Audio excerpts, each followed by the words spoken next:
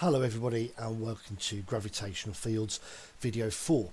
In the last video we looked at Kepler's third law and remember that the derivation that we did in that last video is a required derivation and therefore you do need to know that, you do need to learn that. But anyway, there's the definition on the right hand side, the law of periods, which states that the square of the period of any planet is proportional to the cube of the semi-major axis of orbit. And then using some mechanics that we know, we came up with the equation t squared is equal to 4 pi squared over gm multiplied by r cubed, and that was the full version of Kepler's third law with the constant of proportionality derived as well. In this video then we're going to move on to look at the nature of gravitational fields and we'll also get the strength of the gravitational field out as well. Before we get into any definitions or derivations to do with gravitational fields and gravitational field strength, firstly we're going to have a look at the field lines to do with gravitational fields. Now, in order to do that, we're going to do a bit of a thought experiment really, involving what we're going to call a small test mass. Now, what is a small test mass? Well, the clue's really in the name. Firstly, it's going to be a mass, so it will be an object where we can measure what the mass is. But the whole idea of having it being small is that the mass of this object, this imaginary object that we're going to be using, has to be orders of magnitude smaller than the mass of the main object that we're trying to study the gravitational field of. Now, to give you an idea, we're sat on a big ball of rock at the moment called the planet Earth, and that big ball of rock has a mass of 5.98 times 10 to the 24 kilograms. Order of magnitude then 10 to the power of 24. Now, we as people sat on the Earth, we've got a mass of the order of 10 to the 1. Without obviously being rude and trying to ask you what your weight is, what your mass is, we know that we can measure it in of the order of 10 to the 1 kilograms.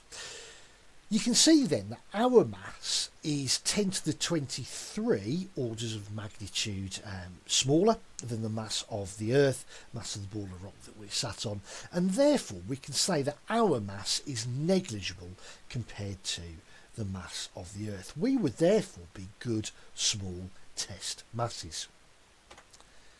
The middle word then, test, well, that's exactly what we're going to do. We're going to take this imaginary small mass and we're going to place it at various points around this body that we're studying the gravitational field of, and we're simply going to see what happens to it. So let's do exactly that. Let's take our test mass and let's place it at that point compared to our main body. Now, this main body, we will say, has a mass of capital M. Now, what's going to happen to this small test mass? Well, if we go back to gravitational fields video 1, we know that there will be a force acting on the small test mass, and that force can be calculated using Newton's gravitational law, which is F is equal to minus G big M little m over r squared. And remember that in Newton's gravitational law we had the negative sign to denote that it will always be attractive. So therefore what will happen to the small test mass? Well, it will be attracted and it will have a force acting on it in that direction towards the centre of mass of the object that we are studying. Now, to formalise that a little bit more, that's just a quick arrow to show the direction of the force. If we just let that mass go, if we put that mass there and let it go, then what it would do is it would follow a nice straight line path towards the centre of mass, and it would move in that direction. So the idea of a field line is to really show one of two things. Firstly, it denotes the line of action of a force acting on a small test mass. So we saw that the force would have been acting along that line. The second way that we can look at field lines is we can say that it's also the path that a small test mass would take. In other words, if we were to put that small test mass at that point that we showed, it would follow that green line down towards the centre of mass of the Earth. Now, carrying this diagram on then, we could see that if we placed a small test mass directly below the planet, that it would follow that line there in towards the centre of mass. And in fact, if we carry on, what we're going to end up with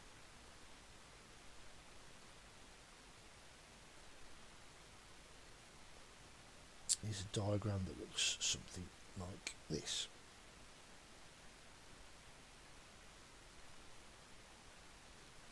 Okay, so there is the shape of the field lines, and you notice that really all of these, if we were to draw a massive circle around the planet, then all of these lines are all moving towards the centre of that circle and can all therefore be deemed to be radii of a bigger imaginary circle. The shape of this field is therefore known as a radial field. Moving on then to define gravitational field strength, and there you can see on the screen already is the definition. So gravitational field strength is defined as the force per unit mass acting on a small test mass at a point in a gravitational field. So if we immediately translate this into an equation, then we've got force per unit mass. So we're going to have F divided by M. Now it's the mass of the small test mass, so we're going to use lowercase m. Going back to the last slide, you'll have seen that we use big M for the mass of the object that we're studying the gravitational field of, and we use little m for the test mass. Now, the symbol for gravitational field strength is a lowercase g. It's not a capital G, because remember that capital G we use for the universal gravitational constant in Newton's gravitational law. So we use a lowercase g for gravitational field strength. And there straight away then, and we'll box that off immediately, is the equation for gravitational field strength. Now that equation is the general equation for gravitational field strength, and as usual with a general equation, remember that a general equation is applied to any system, or can be applied to any system, and it will work, it will hold true. There are more specific equations that we can use for more specific ideas, and in a moment we will go on to have a look at what the equation for gravitational field strength in a radial field is going to be. Now, next then, we'll just have a quick note about units. Now, on the right-hand side of our equation, we've got force is measured in newtons, and mass is measured in kilograms. And therefore, the unit of gravitational field strength will be newtons per kilogram. Now, if we just explore this a little bit further, and what I want to do is to take that newtons per kilogram and I want to break it back down into its SI equivalent. Now, really we've only got to worry about the newton because kilogram is already an SI base unit, so we don't need to worry about that. So as usual, when we're doing this, we take an equation that we know, and we might as well take the simplified version of Newton's second law in order to do this, 'cause it's going to make life really easy for us. And the units then, we've got newtons on the left, and on the right hand side you've got kilograms for mass, and we've got meters per second squared for the acceleration. Now when we come back to gravitational field strength, we've got newtons per kilogram, and therefore substituting in, we have kilogram, meters per second squared, and we also have the original per kilogram, which we've got to remember to include as well. Now you can see that we've got a multiplied by kilogram and we've got a divided by kilogram, so that one will cancel with that one. And what we're left with then is meters per second squared. What that shows us then is that gravitational field strength, while the unit for gravitational field strength we quote as newtons per kilogram, its SI base equivalence is meters per second squared, which is exactly the same as acceleration. So gravitational field strength and acceleration, what we've just shown, they've got exactly the same unit. Now at various points throughout the course you may have heard the term acceleration due to gravity, which we know on the Earth is 9.81 meters per second squared, and again you'll note that we've used lowercase g to denote the acceleration due to gravity. That is also therefore the gravitational field strength. If the acceleration due to gravity is 9.81 meters per second squared on average across the surface of the Earth, then the gravitational field strength will also be 9.81, but it will have the unit of newtons per kilogram. Now really understanding when to use meters per second squared and when to use newtons per kilogram is really, I suppose, A level is probably a matter for being a little bit pedantic at times, but really if you're dealing with, and if you are treating it as an acceleration, so you might be using it in a Suvat equation or using it in projectile motion or something like that, then really it should be meters per second squared. If you're doing it from a gravitation point of view and from a gravitational field strength point of view, then really it should be newtons per kilogram as well. But as I said, at A level at least, that's probably a little bit of a pedantic conversation. Realistically, we know that they're the same, and again I think realistically at A level you'll get away with using either as long as really you are using them correctly.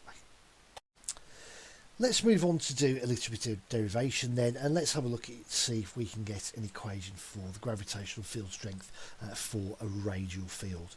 So there once again is the general equation, G is equal to F over m. Gravitational field strength is the force per unit mass. Now as we said before, we've already got an equation for force from Newton's gravitational law, which is F is equal to minus G big M little m over r squared.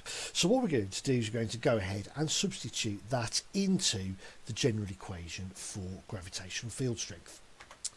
So let's go ahead and do that substitution then. So G is equal to, substitution first, minus G big M little m over r squared. There's a substitution for F, but we need to include that divided by m. Now obviously instead of dividing by m, what I'm going to do is I'm going to multiply by 1 over m, just to make the maths and the algebra that little bit easier.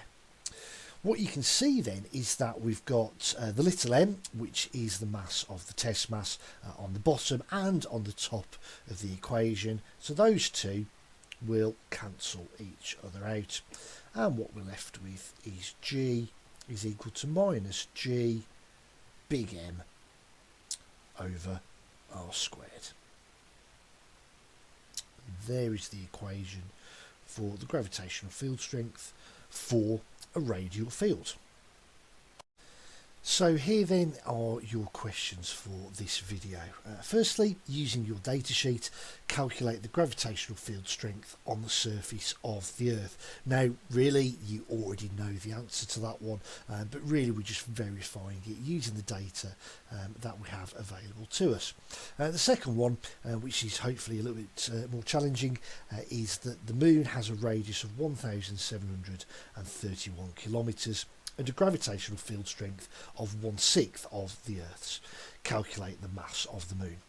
So as usual, pause the video at this point, go away and get a couple of answers, and once you've done that, come back and we'll go through the answers together. So let's do the easy one first then, gravitational field strength on the surface of the Earth. So G is equal to minus G big M over R squared. And Newton's gravitational constant, or universal gravitational constant, 6.67 times 10 to the minus 11.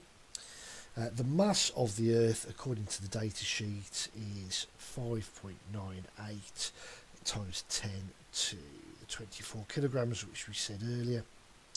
And the radius of the Earth is 6.37 times 10 to the 6 metres, and don't forget that we need to square that through.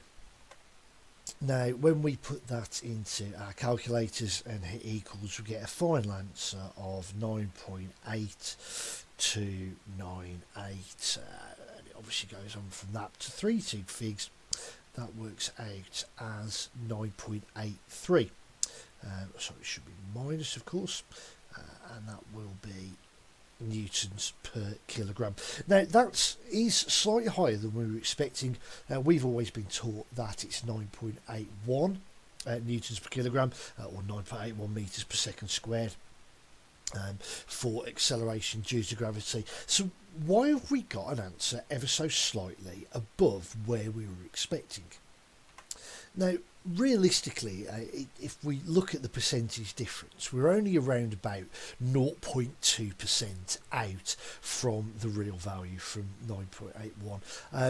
What you've got to remember is that actually when we've done these three, we've got 1, 2, 3 values that are all, at least from the data sheet's point of view, are all rounded values anyway. And don't forget that we've squared R as well. So what we're really doing is we're introducing 4 different errors and 4 different rounded values into this equation. So it shouldn't really be a surprise that we get an ever so slight difference. And like I said, if you do work it out, you're looking at approximately a 0.2% difference from the real value, and in the grand scheme of things, I'm definitely quite happy that 0.2% difference can be explained by the fact that we started off with 3 different rounded values. On to the Moon then, and we just need to do a little bit of rearrangement of the equation first to get that the mass will be minus G multiplied by R squared over big G. We do have a couple of minus signs in here. We've got the minus sign in the equation, and don't forget that G will be negative as well, so those 2 minus signs will cancel each other out.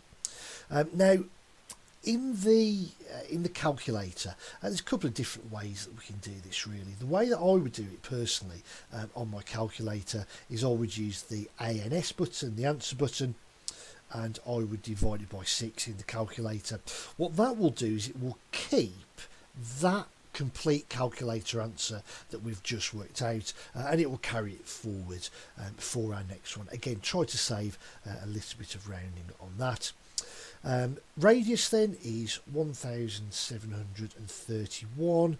I've given you in kilometres, so that's 10 to the 3, and again, don't forget to square that. Now note, I'm also trying to lay out my brackets exactly how I expect to do it in a calculator, and again I'm going to divide that by universal gravitational constant, 6.67 times 10 to the minus 11. And what we get there once we hit equals is, if we just round it straight away from the calculator, we end up with 7.36 times 10 to the 22 kilograms.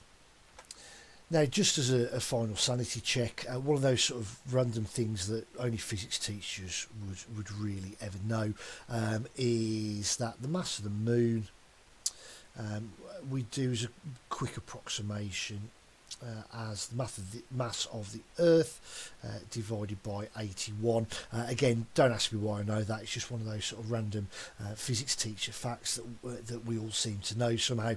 It's exactly the same as knowing that the gravitational field strength on the moon is a sixth of the Earth. It's one of these little nuggets that we pick up over the years of teaching. But anyway, that's the approximation that we normally use. Now, if we just do a very quick check, if we just do the mass of the Earth, which again, according to the data sheet, 5.98 times 10 to the 24, and divide that by 7.36 times 10 to the 22, my calculator tells me that is 81.252, etc. And again, bearing in mind that scale factor of 81 that we normally take, 81.25, again, given the fact that we've rounded so many of these numbers, I'm quite happy that has passed the sanity check.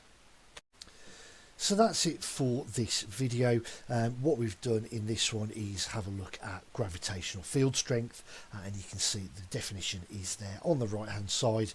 So gravitational field strength is defined as the force per unit mass acting on a small test mass at a point in a gravitational field.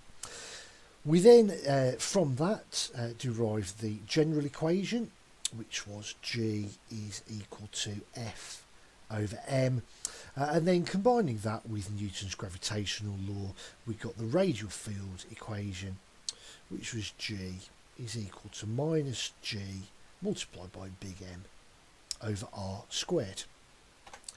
So that's it for this video. There will be an extension question video to go along with this if you want to have a look at a slightly harder example and try and push yourself on that.